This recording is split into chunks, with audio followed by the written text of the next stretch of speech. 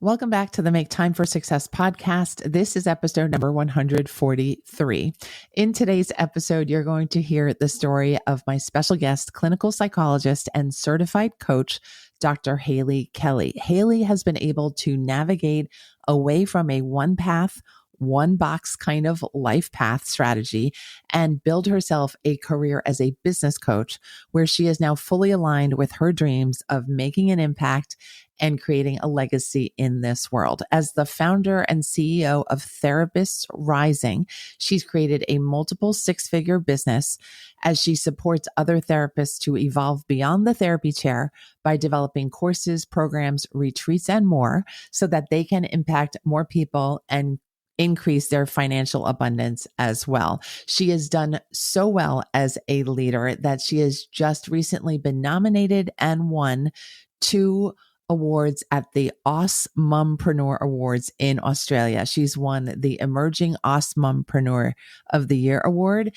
and the Women Changing the World Award as well. Congratulations, Hayley, if you're listening to this episode teaser. I want to alert our listeners to the fact that Hayley and I discuss a lot of very in-depth issues in this episode, and Hayley does mention the fact that in the past she had thoughts of suicide. So I wanted to alert you to that fact so that you can safeguard your mental health while listening to this episode. Hayley also goes into detail and describes the future self principle, a principle that she uses for her own well-being and as she coaches her clients into their future self as well. I am very proud of this episode and this conversation. I'm very grateful for Hayley for being the wonderful guest that she has been. And let's go listen to this episode together now.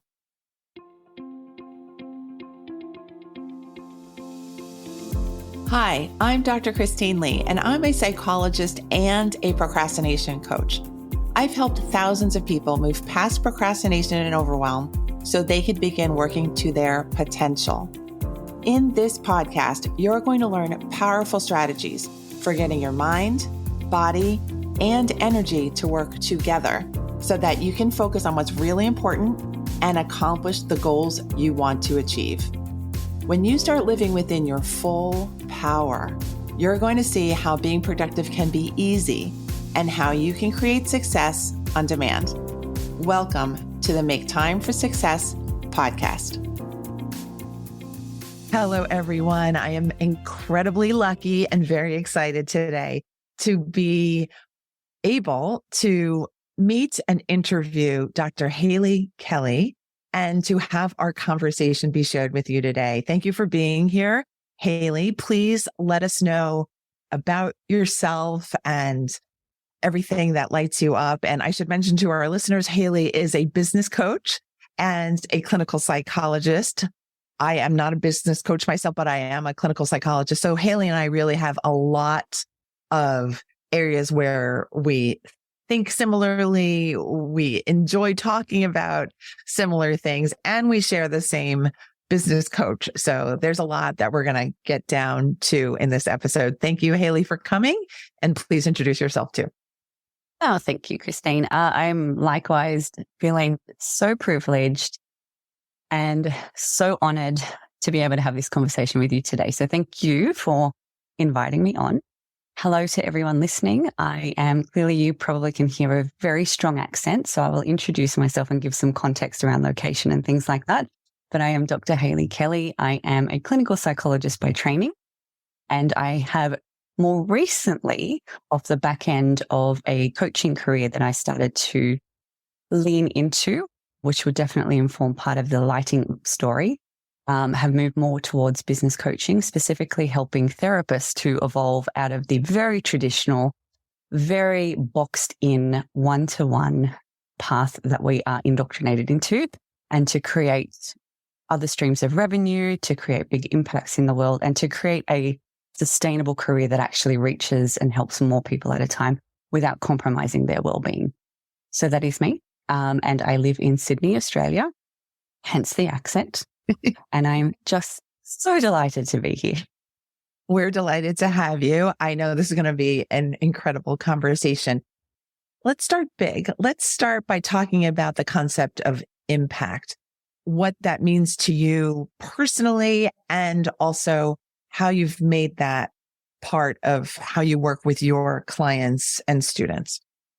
Absolutely. So, way back when, if we had met and had this conversation 10 to 15 years ago, my desire for impact and I guess to put it simply, my soul's calling towards having a life full of meaning and legacy was something that I very much shunned.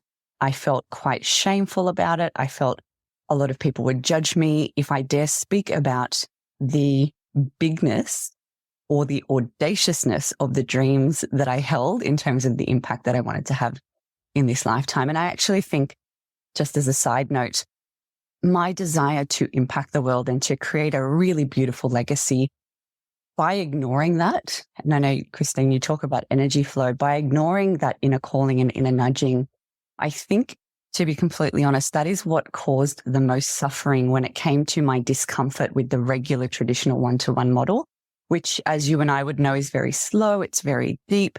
And yes, you make an impact, but it's one person, 1 hour, one session at a time, potentially over, a person's short-term lifespan, right? Like, it's slow. And for me, it actually felt like sitting in the therapy chair was soul destroying because it didn't truly align with the vision and the impact that I wanted to create in this lifetime for myself.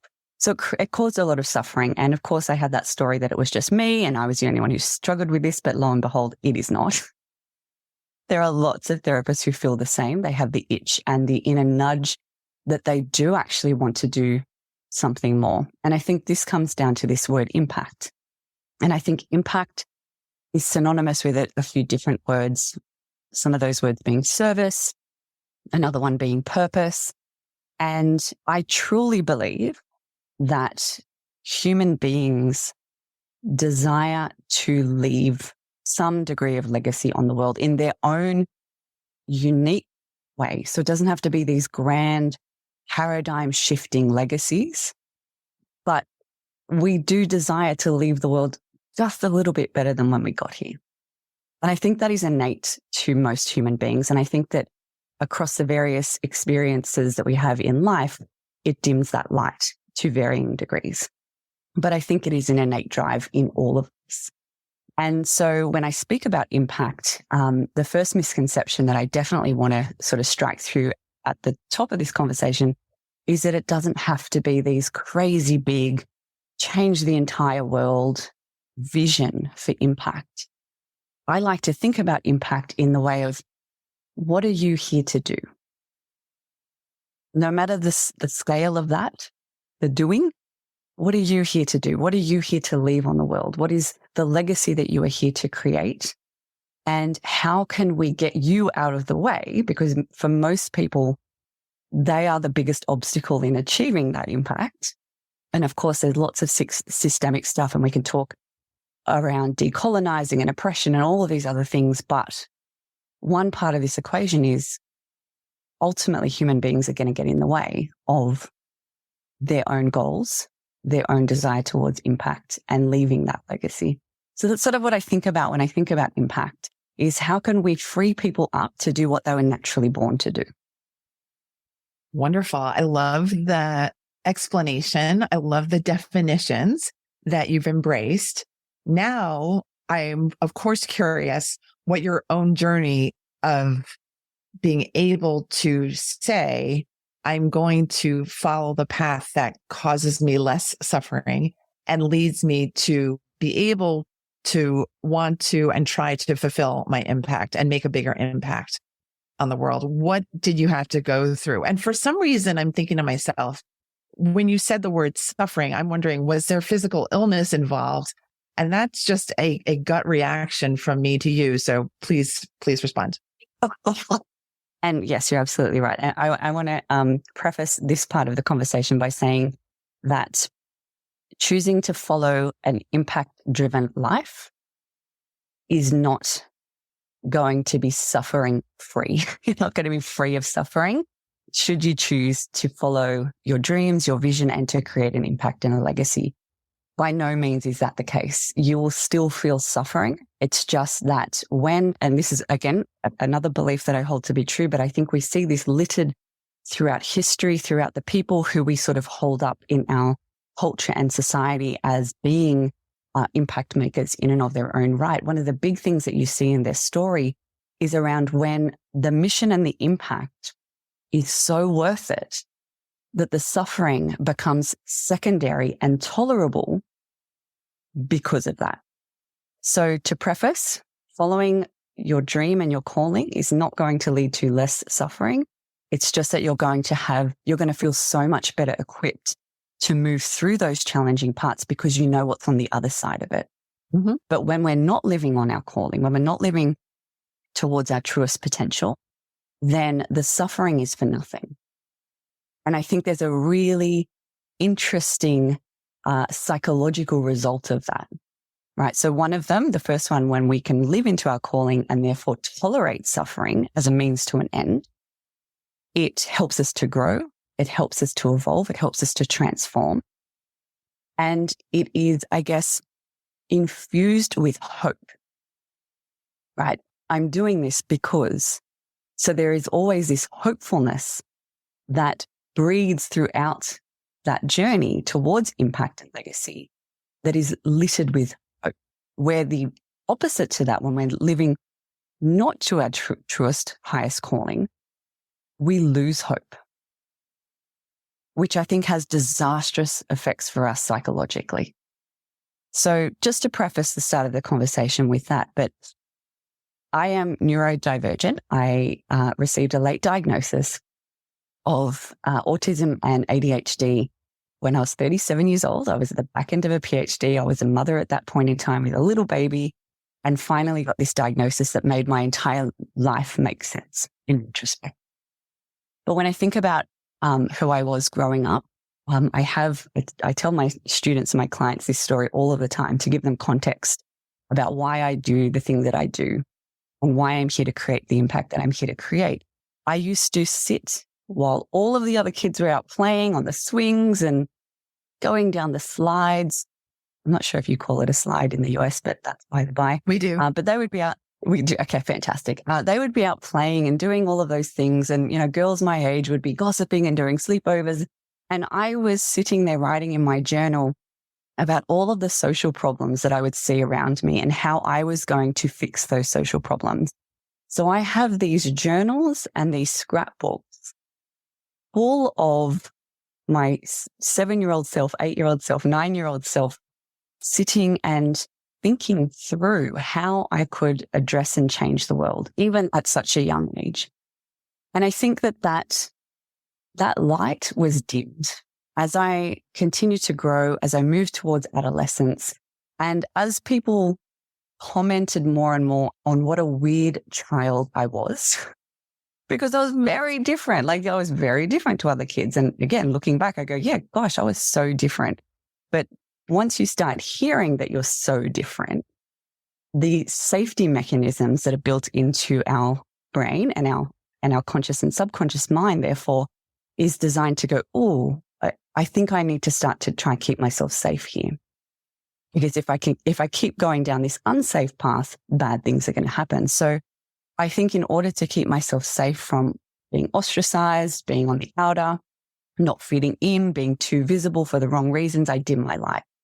And so I lost, I think, the outward expression of that spark. And I think I tried to fit myself into the mold of like, what are women, girls in this world supposed to look like? What are they supposed to speak like? What are they supposed to dream about? What are they supposed to do and accomplish in their life? And I tried to fit myself into the box of that. It didn't work very well, as you can imagine. And I think we all do that to varying degrees. I don't think that's unique to me or anyone else who might have a neurodivergent diagnosis. I actually think that is very typical human behavior, to compromise their own self-integrity in order to fit in and stay safe with the crowd. But by doing so, cutting off parts of themselves that are important for them to be the truest, most authentic expression of them. So yes, I cut myself off from myself. I dimmed that light and I followed some really traditional paths. So I always had this desire to serve, to impact the world. Lo and behold, I fell into psychology. It makes a lot of sense when you think about it. And it allowed me to sort of have that small taste of service. So I was helping people. But again, the magnitude and the scale and the way that I think is very, very different to the system and the structures of traditional psychology. I think very, very differently. And so again, I had to cut these parts off myself and show up in this particular way. And we all have this like image of what a quote unquote therapist should look and be like, right?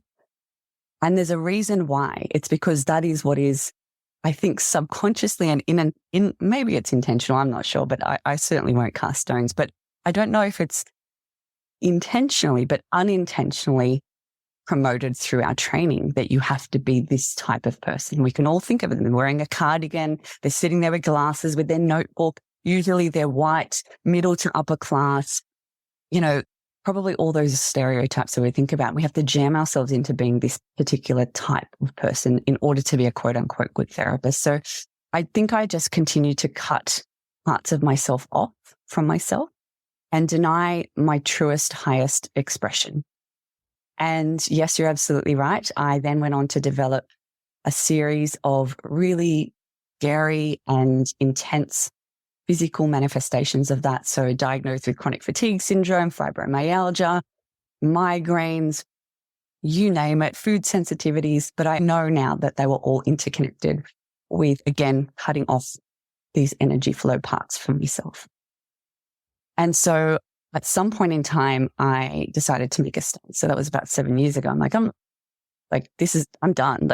I can't keep living like this because what's the point? I would be better off. And there were moments in full transparency where I had contemplated suicide as a realistic option because it felt so painful to live how I was living that it was almost like the most obvious solution to this is just to stop. Right. Yes. And I think I think for a lot of people, that's a reasonable and logical train of thought. Obviously, it's not logical in the sense that we don't want you to kill yourself, but there's this feeling like I can't go on in the way that I'm going on. And it feels like the only option I've got, instead of making these drastic changes and starting to find myself again, I'm just going to altogether. Thank God I didn't. And there were some really pivotal moments in my journey that helped me to sort of see what was possible for me. And not only through these experiences, but also, I think, creating a network, establishing a network of people who I'm like, oh my God, they're just like me. These people do exist. You don't find many people like us, Christine, in the therapy world. But branching out, I started to actually see myself in people in broader networks and started to see maybe there actually is a way for me to work in more alignment in a life that feels worth living. And so I started to make some really drastic changes at that point, including stepping into coaching, developing coaching programs, and starting to think about how I wanted my legacy and my impact to look. Well, I am so thankful to you for sharing your story. I found myself holding my breath and while listening, because first of all, I think this of you. You're so eloquent and your thoughts are so poignant and powerful, and you just describe your experience so beautifully.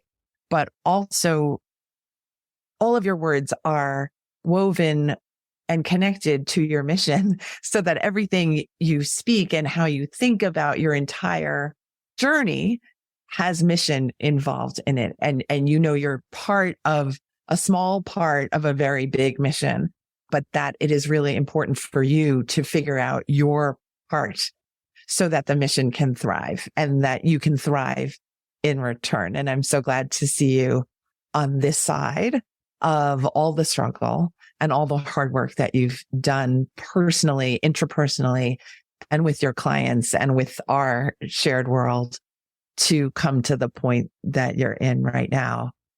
I'm also wondering about those physical syndromes, I actually can't explain why I started thinking about that, but it would make sense that you would not feel well if you felt that you were not aligned with the things that really mattered to you. I'm wondering, are you symptom free? Are you feeling so much better now that you know that you have the path that is meant for you, that you are meant for? Absolutely. So again, this is not medical advice, but in my own experience, one of the most health promoting things that I did across my journey was to start to listen to myself more. Whether that was, this doesn't feel good, or I don't want to do this thing anymore. When I started to tune into those things, or even like in the case of like, I need to rest right now. Like my body is craving rest, and I'm going to allow myself to listen and to do what my body, my mind and my soul, my emotions are asking of me. And when I started to do that, of course, that was under the guise of like, how can I get my career, my business, my life more in alignment with who I am and the mission that I'm on? But that had flow-on effects to then how I listen to, like, what is my body craving right now? How can I feed it and nourish it in a particular way? Like, what do I need to give it in order for it to be the strongest, most functional vessel that it can be, so I can actually fulfill on the mission? And anecdotally, I can see how that would have helped with symptom management and reduction when it comes to my physical well-being, because I started making better choices. I wasn't working now. And Christine, you would know this, but therapists are notorious for self-sacrificing. So we will show up to appointments. There was, and I'm not kidding when I say this, there was a post in a Facebook group that I'm in. It's a psychologist Facebook group, where the woman was saying, I went to work with a punctured lung today. I'm like, what the hell is that? Mm-hmm. So as soon as we can start to, I think, listen to ourselves and deliver what we need when we need it, then ultimately our health is going to hopefully improve off the back of some of those choices. So yes, I have seen my energy increase. I now, instead of like rolling out of bed and, hoping that this is the quickest day that it could be because I don't want to face it, feeling like crap, feeling like I was just in the grind, I now get up in the morning excited, like full of energy, vibrant, ready, because I feel like I am like truly living in alignment now. Yes. Yes. And so energy and fatigue, I think, again, anecdotally, yes, this is definitely not medical advice, but anecdotally, I can see how those things would be related. Yes. Yes. I love what you have said there about how we react to the signals that our internal system, whether it be our feelings or our muscles or our instincts, how we react to when we're feeling that something is off, or this is not right for me, or there must be something better. So I'm just going to put that out to our audience as just Hayley's advice, certainly, to pay attention to those moments, to avoid ignoring those moments, and to really honor those moments, because they really might be telling you something very important about the path that you are currently on. And I think also one of the reasons I was excited to bring Hayley on is she's an example of someone who made the decision to say, I can change. I can change in a very dramatic and important way, but not for nothing, for something very, very important, for something very significant to myself. And I think that is really the reason why I'm so excited to know Hayley and also to bring her to you all. So Hayley, the other thing I was thinking was that you and I have the privilege of being solopreneurs, people who are in business for ourselves. Private practitioners, therapists are generally, oftentimes are solopreneurs. What about the followers who are listening to your beautiful story, but thinking to themselves, well, that's nice for the solopreneur. That's nice for someone who can just make the courageous decision and step away. Can you talk to that portion of our audience for the person who might be confined by other structures other than traditional therapy standards? Sure. I don't actually think the advice is any different. I think this honestly takes courage and bravery to look yourself fully and honestly in the mirror and ask really hard questions of yourself with the willingness to be 100% radically honest about the answers. And so when people say, yeah, but I do this, or this is not my particular story, I think that that's just, the icing that we see on top of the cake. That doesn't mean the cake is inherently different. It's just that the variations of the icing and the decorations change. Like our life superficially looks different from the next person, absolutely, with its own struggles, with its own unique blend of decorative pieces, but inherently we are still all human. And so I would start by really taking stock of your life. Like, am I where I want to be right now? With 100% honesty, can I honestly say that if I got to my deathbed, that I could say I lived the life worth living? I lived a life that I am 100% proud of in 100% of the areas that I showed up in. Or did I compromise? Did I shut parts of it off? Did I not lean into it because of fear of judgment, fear of visibility, fear of success, fear of loss? Because I think when we can start to look and take stock at the current version of our life and be very willing to hear the honest answer, then we can start to think about, okay, what would I need to change here? Even if it's just the smallest minute detail, like what is within my power right now? Because I am 100% of the opinion that at every step along the way in our life, we have choices available to us. We may not like those choices. We may not like what those choices are, but we nonetheless have choices. And so getting really honest about what are the choices that I am making, and are they in alignment with the highest vision that I could hold for myself in my life? And if they aren't, am I willing to do something about it? And some people will say, no, I'm not, right? And there is no judgment here. I think everyone has their own unique life path ahead of them.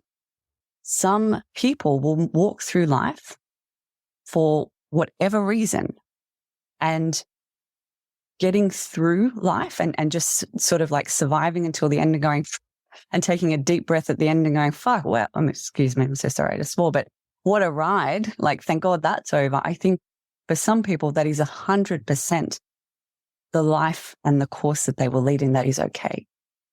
But I think there are a huge subset of people who are stuck in the hustle, stuck in the grind, stuck in thinking that this is as good as it gets when they actually have a choice available to them. They just don't want to see the choice.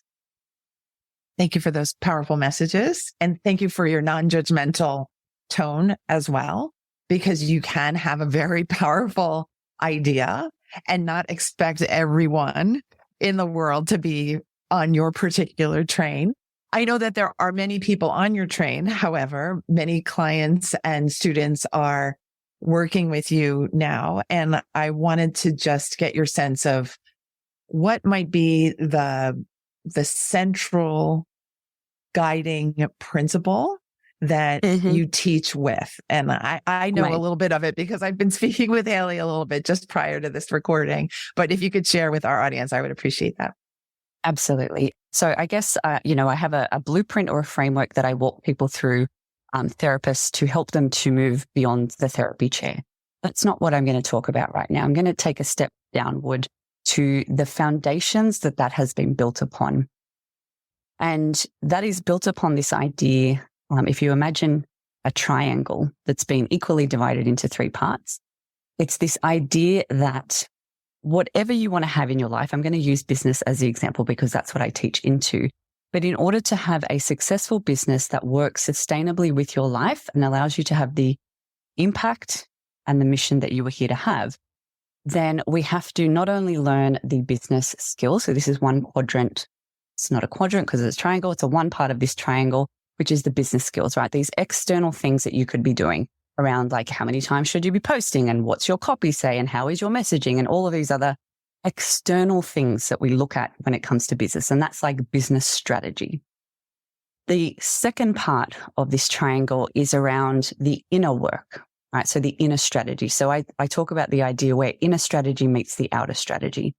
The inner strategy is all about who do you need to be in order to successfully implement the strategies that you have set for your business or for your goals, right? Because substitute goals for substitute business for the goals that you've got. What are the goals that you're working towards?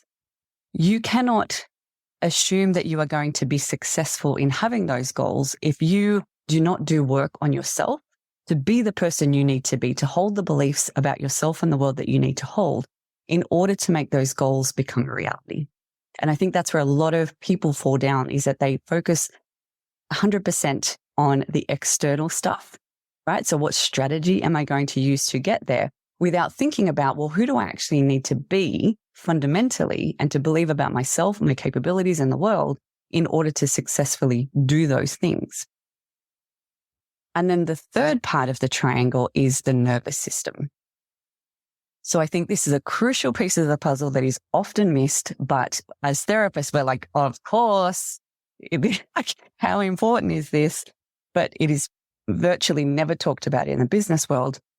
It is not only about who do I need to be, but how do I tend to my nervous system, my physical well-being, how my body holds itself, the stuff that it remembers from a nervous system perspective, because of the experiences that I've had. If you can't regulate your nervous system and soothe your nervous system when you are stepping into doing things that you've never done before, do you really think you're going to be able to do those things? And the answer is no, of course, right? Because we blow out our nervous system, or we may be able to do it, but for a short period of time, it's not going to last, because we do end up running out of fuel. Our nervous system is like, I'm done. This is too much. I need a break. And we may see, the physical manifestations of that as well. But if we don't attend to all three of these things in our life, I think we are setting ourselves up for failure. My ultimate belief, and what I think weave through everything that I do, is future self-work. I think future self-work has been the foundational piece in how I have achieved the success, the level of success that I have, and how I have helped and supported the therapists that I work with to do the same. We start with the place of, who is this future self? So again, when we think about the life that you're currently leading, the things that you're currently doing, instead of, and this is a really different way to look at traditional goal setting, which would just say things like, set your goals for this amount of time into the future and then work towards getting there. But contextually, that actually makes no sense, right? It makes no sense. And hence why goal setting is so hard for people to maintain and succeed at. It's why we see on January 31, why so many people are no longer going to the gym, right? Because they set goals from where they are at this point in time. And I believe, and there is a lot of research to back this up, that setting goals from a future self state, allowing our future version of ourselves. So we can tap into that using this idea called prospection, which is the very unique human ability to cast our vision into the future and see possible futures for ourselves. No other animal can do this except humans. So this unique capacity to prospect our way into the future and allow our future self to dictate where we are going, and then reverse engineer goals from there, right? So, and this aligns with all of the stuff we've been talking about so far on creating your mission, tuning into your impact, tuning into like, what is a life worth living for you? No one will know that better, because your current self has almost no idea what that is. Your future self does. That person who's already achieved it, who's sitting there waiting for you in your future, who's already had those things that you want, And he's sort of just sitting there waiting, going, just ask me and I will tell you. Allowing them to be that North Star, that guiding force in your life. They may change, so that person in the future may change depending on where you are and what you know right now. They become this beautiful guiding light for you in terms of, am I on the right track? Everything else is contextually meaningless for us because we have no idea why we're doing it, right? There is no anchor point in the future that can help to guide us and even then be used as a bit of a litmus test of like, why am I doing this behavior right now? Does this get me closer or further away from that future self? Becomes this beautiful way of existing in the world. And so I think that in and of itself as a foundational piece has changed my life beyond measure. I am speechless mostly, but thank you for that explanation of how you work, how you are, how your mind works. And I can only say that I think prospecting is your zone of genius. And thank you for describing that model of being to me and to my audience today. I just love this. I love you to pieces. Thank you so much for sharing your power, your wisdom, your journey, your growth, and your inspiration. This has been really a wonderful and remarkable experience for me. And I want to thank you from me to you, Hayley. It made me cry. Thank you. I appreciate that immensely. I think you probably made me cry a couple times. So can we, let's say, I'm going to have you back again because I know we have so much more to talk about. And I would love to have you just describe how our listeners can stay in touch with you and learn more from your wonderful self. Absolutely. So I'm on socials, which is under at Dr.Hayley Kelly. That is HayleyKelly. Yes, I have a first name for a last name. People get very confused, but Kelly is my surname. And I'm across all socials on Dr.Hayley Kelly, or they can find me at therapistrising.com. We have a quiz at therapistrising.com/quiz, which will help people, particularly the therapists who may be listening, to figure out where they currently are in their journey and what their future steps might be in order to start living into more alignment with the life that they want to be. Thank you so much, Hayley. Again, I'm sure you have inspired many with this conversation. And I want to point everyone over to your podcast as well, Therapist Rising, where you can hear much more from Hayley and her guests and me soon. I will be a guest on her podcast soon as well. Thank you so much, Hayley, for this wonderful experience. Thank you, Christine. And I want to thank our listeners for following along and for welcoming Hayley with me. And I look forward to talking with you again next week. I'll talk to you then. Thank you for listening to this episode of the Make Time for Success podcast. If you enjoyed what you've heard, you can subscribe to make sure you get notified of upcoming episodes. You can also visit our website, maketimeforsuccesspodcast.com, for past episodes, show notes, and all the resources we mention on the show. Feel free to connect with me over on Instagram too. You can find me there under the name Procrastination Coach. Send me a DM and let me know what your thoughts are about the episodes you've been listening to. And let me know any topics that you might like me to talk about on the show. I'd love to hear all about how you're making time for success. Talk to you soon.